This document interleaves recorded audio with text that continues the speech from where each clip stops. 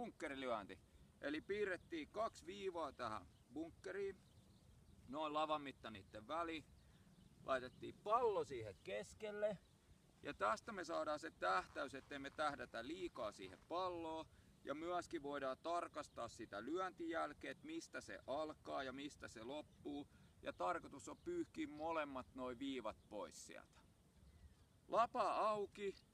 Me käytiin mielikuvaa siitä, että se skumppalasi pysyy siinä lavan päällä.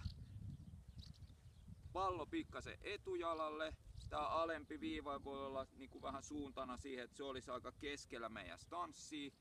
Paino sinne etujalalle, jotta se tulokulma on taas jyrkkä, että mennään sinne hiekkaan.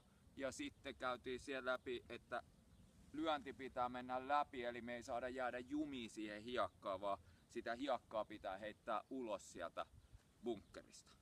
Katsotaan lyönti. Paino etujalalle, tähtäys irti pallosta.